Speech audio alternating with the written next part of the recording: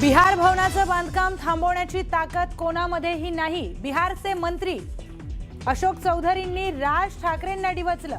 राज ठाकरे महाराष्ट्राचे राजा आहेत का? बिहार भवनला होत असलेल्या विरोधावरून अशोक चौधरींचा सवाल.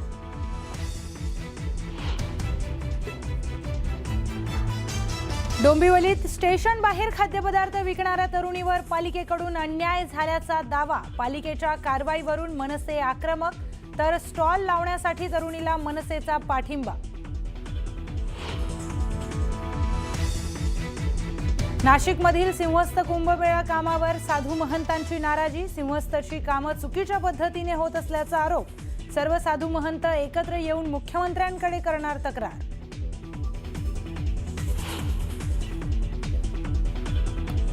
मुंबई मनपा महापौर निवडणूक फेब्रुवारीमध्ये होण्याची शक्यता.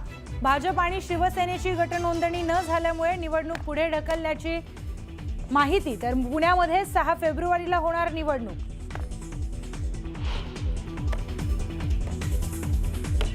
भविष्यात शरद पवार हे अजित पवारांसह महाविकास आघाडीत येतील.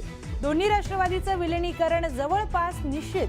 सत्तेतून अजित पवारांना बाहेर पडावं लागेल. खासदार संजय राऊतांचं मोठं विधान.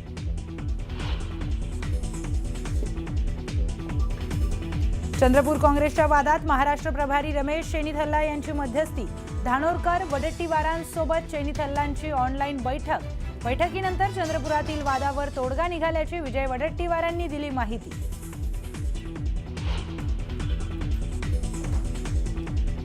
युनुस शेख आणि सहर शेख घेणार आज उपमुख्यमंत्री एकनाथ शिंदेंची भेट. पोलिसांनी दिलेल्या पत्रात सहर शेखनं मागितली माफी. मुंब्रा हिरवा करणार या विधानानंतर झाला होता वाद.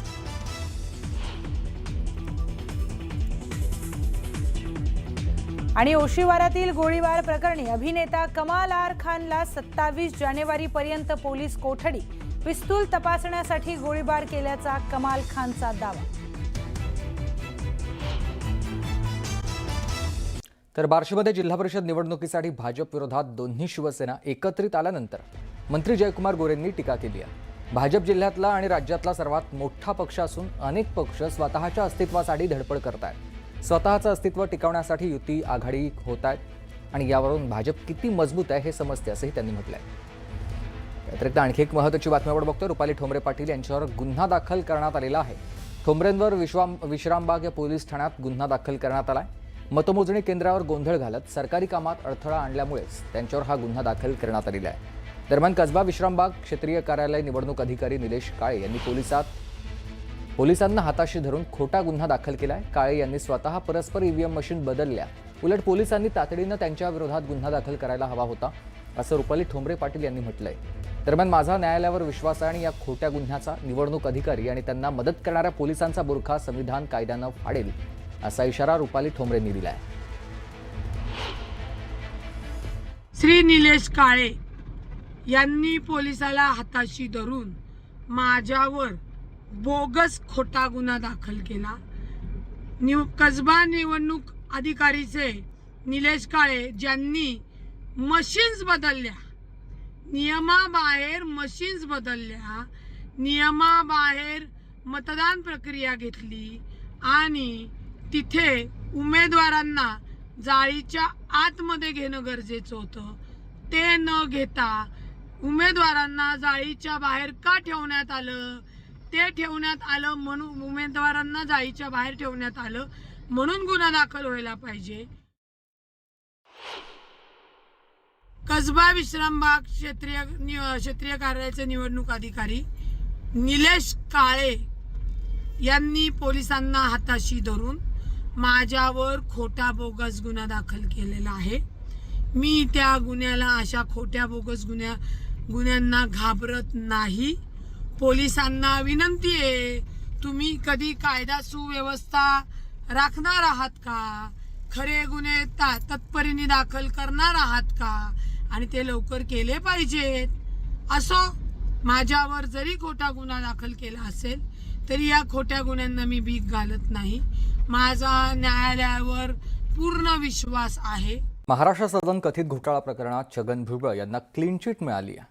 एसीबी पाठोपाठ आता ईडीच्या विशेष पीएमएलए कोर्टानं त्यांची या प्रकरणातून निर्दोष मुक्तता केली. भुजबळांसाठी हा सर्वात मोठा दिलासा मानला जातोय. 2005 साली सार्वजनिक बांधकाम मंत्री असताना दिल्लीत महाराष्ट्र सदन उभारण्यात आलं आणि यासाठी चमणकर एंटरप्राइजेस कंपनीला कुठल्याही निविदेशिवाय काम देण्यात आल्याचा ठपका ठेवण्यात आला होता. या प्रकरणात 2016 साली भुजबळांना ईडीनं अटक केलेली होती. 2 वर्षांचा तुरुंगवास भुजबळांना भोगावा लागलेला होता. छगन भुजबळ यांच्या विरोधामध्ये किती बोंबा मारल्या ती पहिली केस आहे. छगन भुजबळ 2.5 वर्ष जेलमध्ये राहिले, आमच्यासारखे लोकही राहिले. पण आज भुजबळच्या सर्व प्रकरणामध्ये ईडी पासून EOW पर्यंत त्यांना निर्दोष असल्याचा निकाल दिला. याबद्दल या राज्याच्या गृह खात्यानं आणि ईडीनं प्रायश्चित घेतलं पाहिजे. नाही, जे भाजप सोबत आहेत त्या सर्वांना भविष्यात क्लीन चिटच मिळत जाणार. कारण भाजपची खूप पॉवरफुल मशीन आहे. ज्या मशीनमध्ये जे घुसतात ते स्वच्छ होऊन निघतात. हे आत्तापर्यंत प्रूव्ह झालेलं आहे आणि त्यामुळं यात काही नवीन आहे असं मला वाटत नाही. जे 2.5 वर्ष त्यांचे जेलात गेले त्याची भरपाई कशी होणार, त्याची जबाबदारी कुणाची असणार, जे आरोप करून ज्यांना टाकलंय त्यांची काही नैतिक जबाबदारी आहे की नाही यावरही जनता विचार करेल.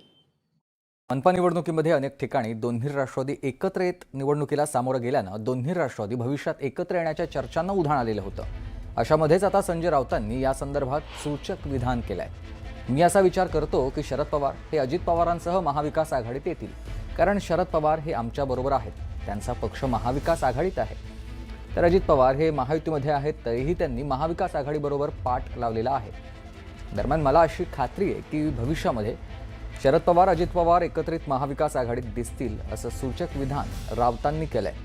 तसंच दोन्ही राष्ट्रवादी जवळपास एक झाल्यातच असंही ते म्हणाले. तसंच सत्तेतून अजित पवारांना बाहेर पडावं लागेल असं विधानही राऊतांनी केल्यानं आता नव्या चर्चांना उधाण आलंय. तसंच भाजपकडे जोपर्यंत सत्ता आहे तोपर्यंत सगळे मनाने भाजपमध्ये आहेत, मात्र एकदा सत्ता गेली की सगळे आमच्याकडे येतील असंही विधान संजय राऊतांनी केलंय.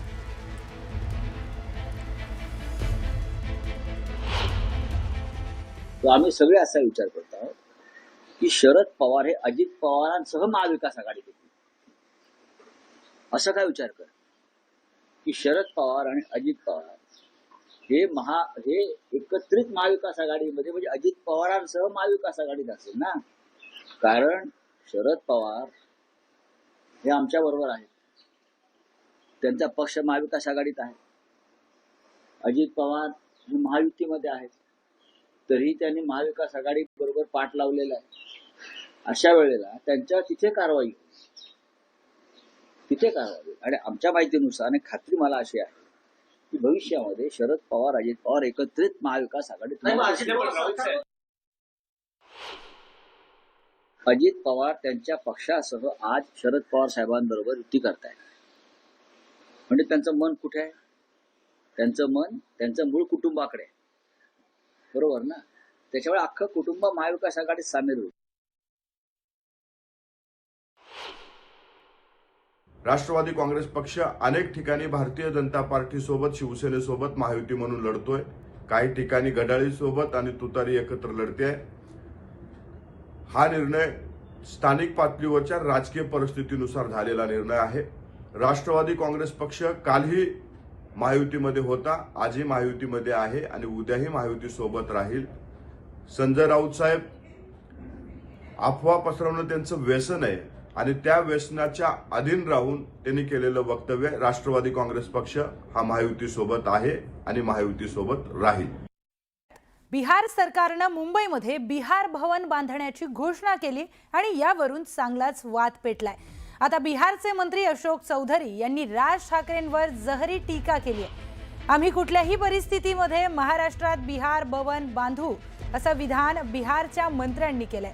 बिहार भवन बांधण्याचं काम थांबवण्या एवढी ताकद कोणामध्येही नसल्याचं अशोक चौधरी म्हणाले. तर राज ठाकरे महाराष्ट्राचे राजा आहेत का असा सवालही चौधरी यांनी उपस्थित केलाय.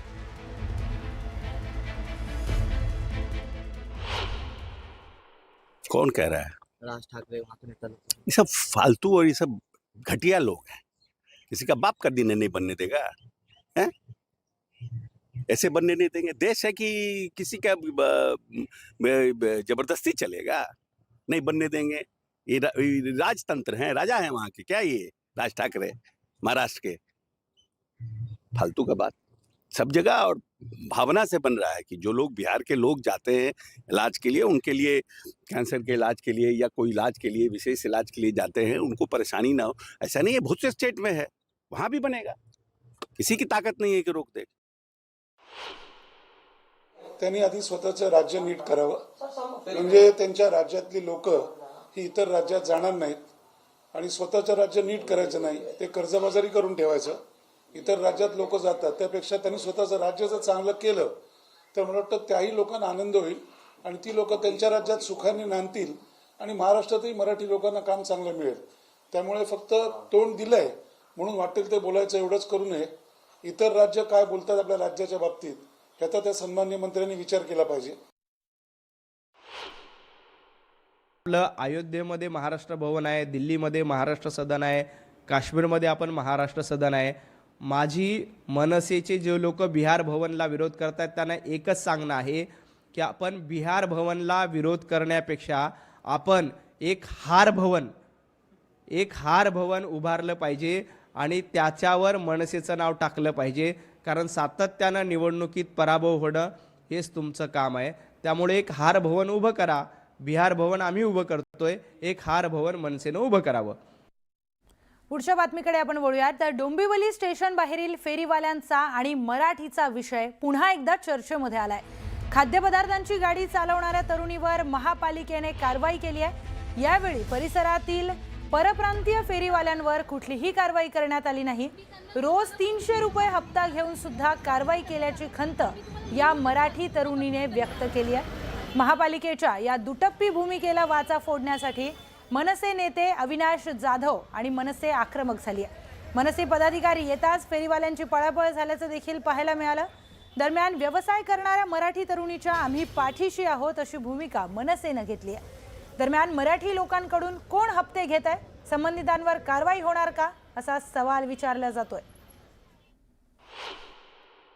3 ते 4 दिवसापासून आपला स्टॉल बंद आहे आणि रिझन काय आहे की कोणता तरी पत्रकार येतो आणि इथून समोरून ब्रिज वरती दाखवायचे समोरून ब्रिज वरती फोटो काढतो आणि कमिशनरला पाठवतो किंवा कुणाला पाठवत असेल, ज्याला पाठवत असेल आणि माझाच एकटीचा स्टॉल बंद करतात. आता इथे बघा एवढी भीड आहे, इथे बघा हा इथून ॲम्ब्युलन्स येते आजूबाजूवाल्यांना नाही उठवत. त्यांच्या इथे एवढी गर्दी असती तरी त्यांना नाही उठवत. हा मराठी माणूस काय कामाचा नाहीये. आज मराठी असून धंदा नाही करू शकत इथं रोज. पैसे नाही घेतात, विदाऊट पैसे कोण लावून देणार नाही. जागेवाली स्वतःला शाणी समजणार नाही, भैया लोक स्वतःला शाणी समजणार. पाठीमागचा एकटीचा धंदा बंद करणार बसतात. इथे सगळे बेवडे लोक बसतात. मी याच्यात येऊन धंदा केलाय दादा. 300 रुपये घेतात माझ्याकडून रोज. घेणारे घेतात दादा बरोबर येऊन. 300 रुपये रोज? हा, मी म्हटलं माझी ऐपत नाही तेवढी द्यायची तरी घेतात. महापालिकेवाले स्वतः सर्वांचे जातात, पोलिसांचे जातात, KDMCचे जातात, सर्वांचे जातात आणि सर्व येऊन मला विचारतात रात्रीचे तुला परमिशन भेटली आहे का इथे. तू एक काम कर, त्या लोकांना आपण का म्हणून यांना टपरी भेटते ना, मला इथे टपरी टाकून द्या दादा आणि त्याच्यावर राज ठाकरे साहेबांचा फोटो द्या मला लावून. मी त्यांना जर मनापासून वोट करते ना सर तर मला त्यांचा एक फोटो पाहिजे आणि मला इथे कोणच हलवू नाही शकत. व्हिडिओ काढून गेली, आज आली व्हिडिओमध्ये सर्वांचे धंदे चालू आहेत आणि मी तुम्हाला लिहून देते माझ्याकडून लिहून. हे सगळं खोटं. इथे जी आज पूर्ण मधुबन गल्ली, ही जी पूर्ण गल्ली, हे सगळं 150 मीटरच्या आत येतं ना दादा. हे रोज लावतील माझ्याकडून लिहून घ्या, नाही तर मी इथं आंदोलनाला बसते दादा. हे सगळं खोटं आहे. आता हा एवढा पॅच तर कामाचा आहे, बरोबर आहे. कोणी आलं आमच्या टीमला बोलव, हे सगळे तुझ्यासोबत आहे. कोणी काय करतो